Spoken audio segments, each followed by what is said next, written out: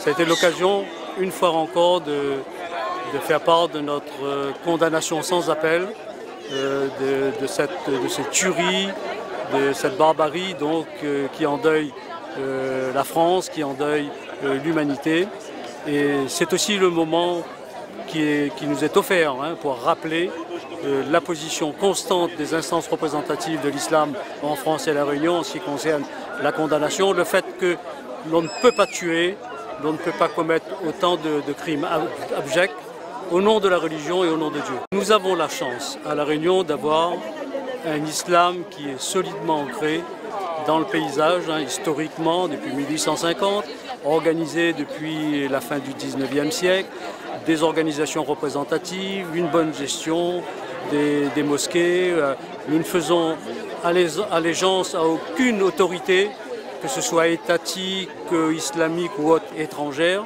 Nous sommes profondément ancrés donc dans le tissu réunionnais et dans la France. Nous avons des coreligionnaires qui sont à la base des laïcs. Nous sommes tous des produits de l'école publique. Nous savons ce que c'est vivre ensemble.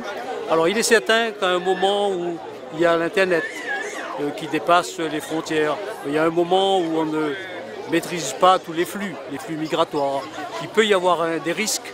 Les risques, nul n'est à l'abri, comme on peut le dire, mais nous avons quand même des éléments qui nous rassurent ici, parce qu'il y a quand même une maîtrise. Tout ce qui est voie autorisée chez nous, que ce soit dans la gestion des mosquées, de l'enseignement de l'islam, des imams qui sont francophones, qui sont des réunionnais, natifs de la Réunion, dont la langue maternelle le créole ou le français, ou les deux. Par contre, il est possible, il reste toujours possible qu'il y ait des problèmes de société, qu'il y ait des problèmes de difficultés de vie personnelle, des problèmes sociaux, des jeunes qui connaissent un mal-être, notamment dans des communautés que nous connaissons peut-être un petit peu moins bien, ou des convertis à l'islam, à la recherche d'une voie qui soit nouvelle.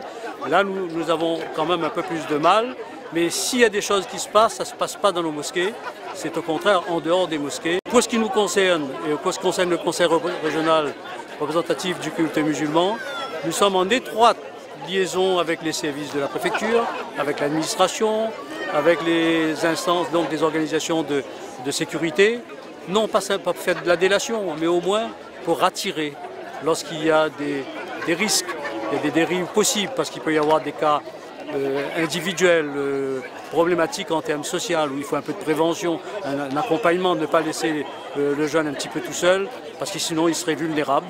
Là, nous intervenons. Je pense que quel que soit le lieu où on peut être à 10 000 km, on peut être à Paris ou à Marseille ou en Corse, nous sommes touchés de la même façon, avec beaucoup d'horreur. Nous avons toujours prêché la tolérance, et même plus que la tolérance, aller même jusqu'à la laïcité. Que la religion est une affaire de l'intérieur, de sa maison. Et à La Réunion, par rapport à la jeunesse, surtout ici, par rapport au manque de repères, par rapport à la violence qu'on a dans les établissements scolaires, on avait dit qu'il convenait de faire passer cette non-violence, la laïmsa, dans les milieux scolaires, pour qu'il y ait aussi des valeurs spirituelles, des valeurs humaines, puissent aussi devenir des valeurs éducatives à nos enfants, quelle que soit leur origine ou ethnique ou sociale. Il convient aussi de montrer à nos Réunionnais, aux jeunes, qu'il y a de belles valeurs qui sont partagées par tout le monde et que ces valeurs de l'AIMSA, ces valeurs de non-violence doivent être importantes. Et c'est ce travail-là que nous faisons chaque année avec l'anniversaire de Mahatma Gandhi. Pour nous, en tant que citoyens et musulmans, c'est clair que ce qu'ils ont fait, c'est du terrorisme et c'est contre les lois de l'islam. Ils ont massacré des innocents et c'est pour compassionner avec ces innocents et prier aussi pour eux qu'on est venu ici. Dans l'islam, nous, par exemple, on est tous pratiquants, on pratique l'islam et c'est un avantage que dans la France, dans ce pays-là, on a le droit de tout faire. Notre pape, nous, on a un pape qui était venu ici à La Réunion Et il nous a beaucoup enseigné. Et il nous dit toujours, aimez votre proche comme vous aimez votre être à vous-même. Et comme vous avez dit, que nous sommes tous nous avons des enfants, nous avons de la famille, nous avons des amis.